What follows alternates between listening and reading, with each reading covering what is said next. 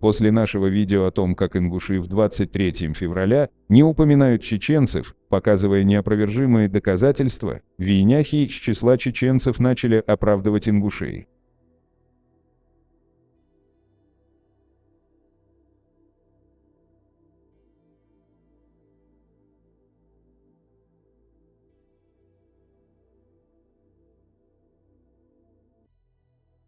Мы не понимаем, какое у них мышление, но оно явно не чеченское, так как вы не увидите в комментариях ингушей, которые осуждают своих из-за того, что они не упоминают чеченцев.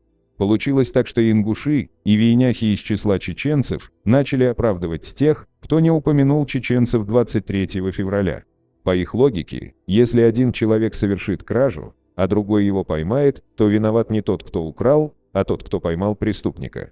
В связи с этим, мы покажем и зачитаем вам цитаты из письма, отправленной Хрущеву, где ингуши просят вернуть на родину именно ингушей. Из письма представителей ингушского народа Никите Сергеевичу Хрущеву с просьбой разрешить вернуться ингушам на родину.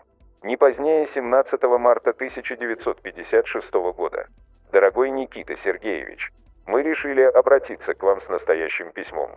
Хотя нас никто не уполномочил к этому, но мы хотим в этом письме выразить думы, чаяния и надежды своего народа.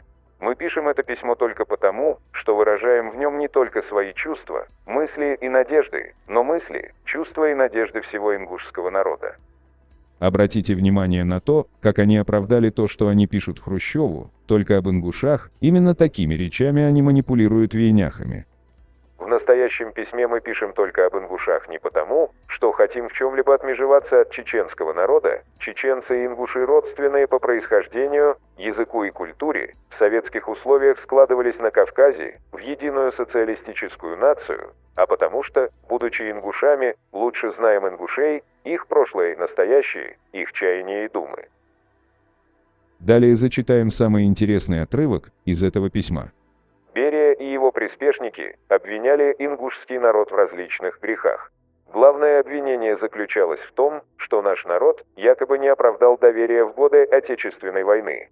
Вздорность этого обвинения должна быть очевидна в свете следующих фактов. Фашистские войска заняли на территории бывшей Чиаср, Малгобекский район, преимущественно заселенный чеченцами, и часть Псидахинского района, заселенного главным образом ингушами. При отступлении фашистов из этих районов с ними не ушла ни одна ингушская семья, не ушел ни один ингуш. Много ли таких районов было из числа временно оккупированных врагом? С одной стороны, они подтверждают, что Малгобекский район был чеченским, с другой стороны, перекладывают вину на чеченцев, косвенно обвиняя нас в связях с немцами. И, конечно же, классика, доказывают свою преданность. Ренегат Берия клеветал на ингушский народ, утверждая, что он готов на борьбу против советской власти. Клевета Берия и его подручных была разоблачена. Достаточно показать, что ни до переселения, ни в момент переселения. У ингушей и на их территории не оказалось никакой антисоветской организации. Это факт, от факта никуда не уйдешь. Вийняхи, какое оправдание ингушам вы найдете на этот раз, если вы утверждаете, что мы один народ, и имя нашего народа Вейнях, то почему ингуши просили вернуть на родину только ингушей? Напишите свое мнение в комментариях, нам очень интересно.